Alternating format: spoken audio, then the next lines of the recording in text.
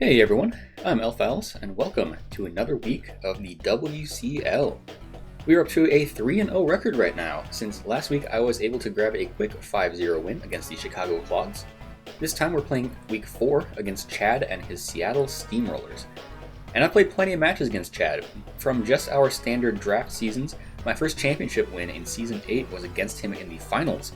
Then I beat him in the regular season in Season 10, but then he beat me in semifinals there. And then we met last season in week 1, where I actually beat him. He's a pretty good coach, usually a big contender for the top spot in playoffs. Recently though, his results have taken a hit, and that continues into this season as he has started 0-3 in the first 3 weeks. It is kind of crazy that we're in week 4 at this point, and I have still only matched up into winless teams. But regardless, I can't take this one lightly if I want to win. Chad is obviously still a very good draft player. So let's just get right into it. My opponent has drafted a team of Terra Captain Kiram, Ting-Lu, Slowking, Skarmory, Grimmsnarl, Weavile, Chinchino, Inteleon, Wooper, Terra Captain Charmeleon, and Terra Captain Hypno. Yeah, my guy absolutely ran out of points for the last 3 rounds of the draft, so I'm essentially dealing with a team of 8, or 8.5 if you want to be generous to Hypno. Those top 8 though, he ran out of points for a reason. There's a ton of power and bulk to go around. It seems like the offense is led by the Ice-type core of Kiram and Weavile, supported by Slowking's chilly reception and Grimmsnarl's dual screens, and then Ting-Lu and Skarmory provide a defensive backbone to fall back on, with Inteleon and Chinchino filling in where extra offense is needed. That's all pretty threatening, but it is a weird team, honestly. The only hazard removal is Chinchino, and despite Slowking being nice for those Ice types, it feels like there are 2 entirely different playstyles going on here. You have a bunch of big walls sitting next to a hyper-offense core of 2 Ice types that don't have pivoting moves into those walls. It is those 2 Ice types that I'm most concerned about though. Weavile, I have switch-ins for it, but it's still an insane revenge killer. I think Chad has been bringing it with Scarf in some matches, and I think that would make a lot of sense here to check Regieleki. And then Terra Kiram, I don't have switch-ins for that one, and it's also so bulky, and it could potentially set up Dragon Dance, which is buffed a lot by coverage from Terra. I think Terra Fire and Ground are options to beat Tinkaton, but I'm way more afraid of a good defensive type like Electric, which would allow it to get in multiple free turns with its Titanic bulk. Terra Kiram is so broken, there's a reason it's banned from a lot of leagues. I'll be honest, even with the team I built with this threat in mind, I'm not sure how I'm going to consistently deal with it. And that's on top of needing to tank hits from Weavile and Inteleon, and being able to break through Ting-Lu and Skarmory. So it was kind of a tough build, but here's what I ended up coming up with. Starting off, we have Regieleki doing its offensive thing. There are 2 electric resists in this matchup, those being Ting-Lu and Kiram. So it might be a surprise that I went with Terra Ice over something like Fairy, but because Kiram could Terra into so many different types, I figured the classic Bolt Beam coverage could do well for me, plus I get access to that Ice-type defense boost from the snow my opponent will be relying on.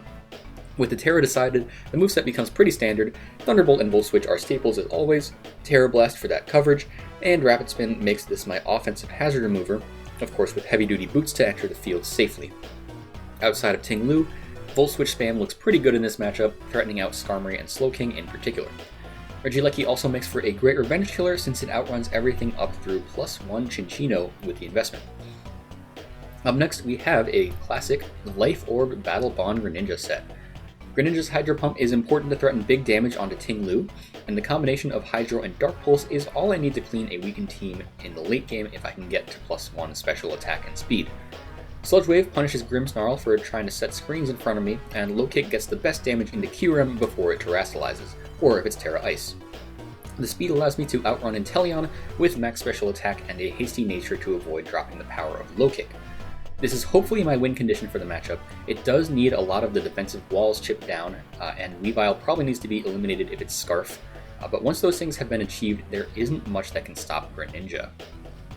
Next, as always, I wanted a breaker to support these 2 fast attackers, so we're gonna see the debut of Phalanx holding a choice band this week. There's a total of 2 fighting resists on my opponent's side, Slowking and Hypno, so close combat spam is real in this matchup. Adamant Band in close combat absolutely goes in here. Phalanx's stats might not look that remarkable, but the calcs really are impressive. On top of hitting the Ting-Lu and Kiram for massive damage, we 2-hit KO max defense Skarmory after rocks, so there really aren't any switch-ins. Knockoff covers the psychic types that would otherwise switch into close combat, and First Impression serves as a powerful priority option. I really like having it to finish off weakened sweepers like Dragon Dance Kyurem or Tidy Up Chinchino, and it's also a nasty surprise for Weavile if it thinks it can pick me off. In the last slot, I have Brick Break, and that's mostly just a secondary stab to click in front of Grimmsnarl in order to break those screens. Max Attack Adamant is obvious for the breaking, and we have enough speed to outrun Max Speed Grimmsnarl, with the rest going into HP so we can better switch into attacks from the likes of Ting-Lu. So this Phalanx can tank a physical hit or two for the team, but I do need a much more dedicated physical wall if I don't want Weavile to take over the game. That's where Qwilfish comes in, with a full Fizz Depth set and Intimidate to easily tank any Weavile hit. Rocky Helmet is the item of choice to force Chip onto Weavile and also punish Chinchino hard. Barbarage hits the physical attackers for solid damage while threatening poison onto many of the defensive switch-ins.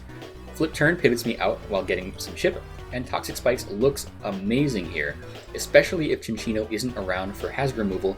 My opponent does not have a way to get rid of these, and there are some big targets that I'd love to have poison in this match. Ting-Lu and Kyurem especially are a lot easier to deal with if they're being constantly chipped down. Lastly, I do have Paint Split for some recovery. This is pretty helpful if I get chipped down by the Weavile and then catch a switch out to one of those bulky walls. Next up, I have Tinkaton, and if Qwilfish is the dedicated Weavile check, this is the dedicated Kyurem check. With max special defense and a Shuka Berry, Tinkaton tanks a hit from even Terra Ground Kyurem without too much trouble.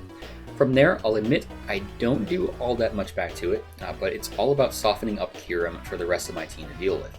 Player Off forces that Kyurem to Terra, and Knockoff takes out items like Choice Specs, Boots, or Leftovers, so that Kyurem becomes way easier to safely chip down. Stealth Rock is another way to force progress on the opponent when I force switches, and Encore is a nice tool in case the Kyurem just decides to start stacking Dragon Dances, or if I can lock Grimmsnarl into a single screen. Finally, I felt like Inteleon was a big problem for the team I was building here, since a Scarf set blows back Regieleki, and a Spec set is an insane breaker with just Hydro Pump and Ice Beam. Tinkaton can technically switch into that, but I'm trying to save it for the Kyurem, right? So the last slot here is going to Specially Defensive Ogerpon to swap into Inteleon, with a Yashi Berry for some extra insurance against Ice Beam. Horn Leech is my stab move of choice, hitting Inteleon, Slowking, and Ting-Lu hard enough while getting me some healing. U-Turn is a pivot move with solid coverage, and Superpower is my coverage specifically to take a chunk out of Kyurem. In the last slot, Leech Seed is my main form of recovery that also gets chip damage onto Skarmory switching in. So overall, a defensive set that still has some decent power and utility. That's going to do it for the team for week 4. Like I said, Kyurem is such a big threat that can spiral out of control if I'm not careful, but hopefully my counterplay can keep it in check. Let's see how the team functions in the battle.